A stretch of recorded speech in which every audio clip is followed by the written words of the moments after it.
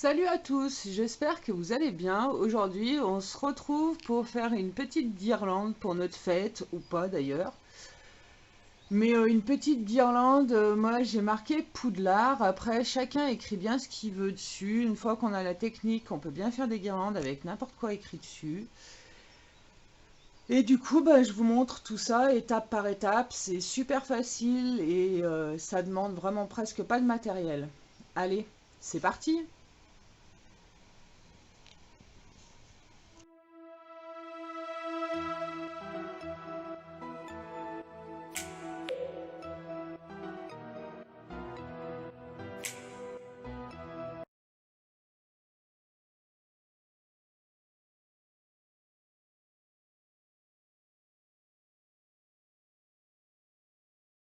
Alors, sur un bout de carton, on va venir découper une forme de 5 centimètres de large sur 7 centimètres de long et en bas, on lui fait un triangle de 1 centimètre de haut.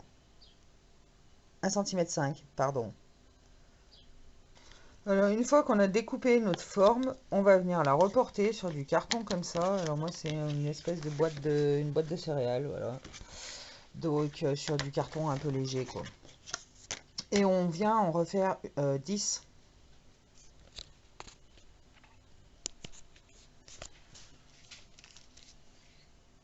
Là voilà, on a fait nos 10 petites cartonnettes. On va venir les recouvrir avec du papier craft, comme ça. Dans un petit bout de carton, on va venir découper une demi-forme comme ça, enfin la dessiner déjà à main levée, c'est pas très dur à dessiner, hein. Et la découper qu'une demi-forme. Alors en fait, elle nous servira pour redécouper, enfin pour la redessiner, un coup d'un côté, clac, un coup de l'autre, pour faire sur ou une ou deux des plaques.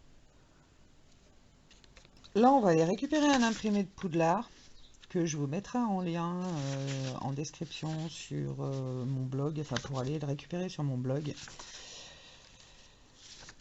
Donc du coup, en fait, c'est pour décalquer les lettres sur nos petites plaques qui sont du coup toutes recouvertes avec du craft. Simplement d'un côté, hein, l'autre côté, il y a encore le décor d'origine de la boîte. Mais c'est pas très grave parce qu'on le verra pas, vu que c'est une guirlande pour mettre contre un mur.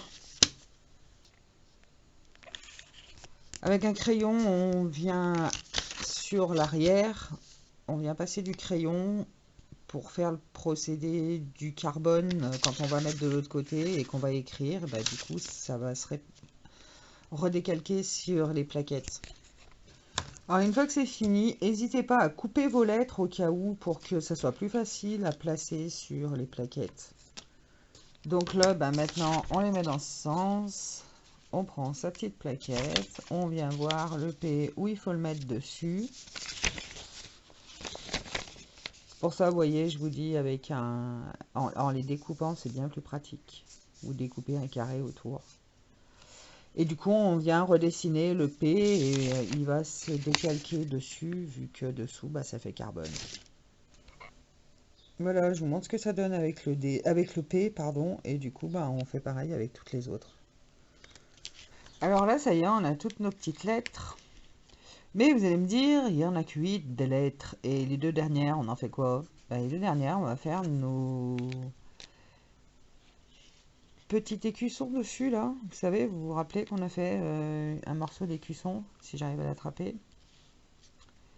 Du coup, les deux dernières, on va faire notre écusson au milieu, qu'on partagera en 4 couleurs. Alors, voilà ce que ça donne, une fois qu'on s'est servi de notre patron, de notre demi-patron. Et là, on va peindre aux 4 couleurs. Et puis, vos lettres, c'est pareil. Vous les peignez de la couleur que vous voulez. Noir, rouge, enfin la couleur que vous voulez. Voilà, on se retrouve après avoir mis la couleur de partout.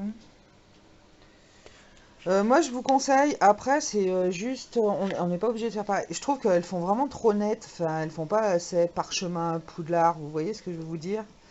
Donc, du coup, moi, je serais bien d'avis de mettre tout le tour en effet brossé, du marron comme ça. Pour faire un effet un peu comme ça, vous voyez, j'ai fait ça sur la plaque de la prophétie. Vous voyez le tour, le contour en fait, que j'ai vieilli un peu avec du marron. Alors je sais pas ce que vous en pensez, moi je trouve qu'on se retrouve avec un effet quand même beaucoup plus sympathique.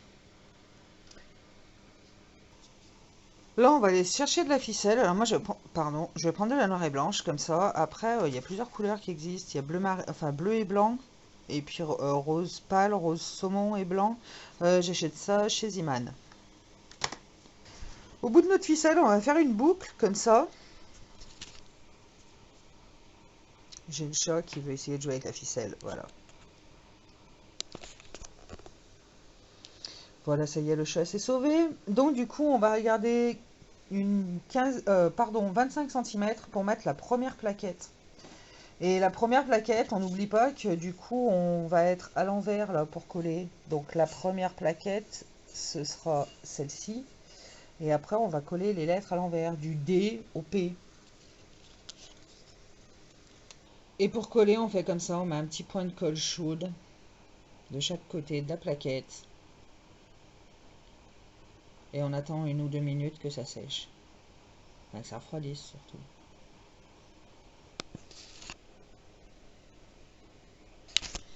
Alors voilà, là on va compter à peu près 5 cm au bout de la plaquette pour venir mettre le D. Et après, je pense qu'on fera que 3 cm entre chaque plaque. Du coup, après, on met 3 cm d'espace entre chaque plaquette. Une fois qu'on a collé toutes nos petites plaquettes, donc là, on a la dernière qui vient d'être mise, on va recompter une trentaine de centimètres à peu près parce qu'il faut compter la taille de notre nœud. Vous vous rappelez que notre nœud, on est parti de 25 cm pour mettre la première plaquette. Donc du coup, je suis à peu près à 25, hein, on est à 24. Donc ça devrait le faire. Et notre petite banderole est finie. Je regarde que ma colle soit bien sèche de partout. Donc on va essayer de la mettre à plat correctement, dans le bon sens. Non mais oh oh. Du coup voilà, notre petite guirlande est finie. C'était tout simple à faire. Moi j'ai trouvé ça rigolo à faire en plus.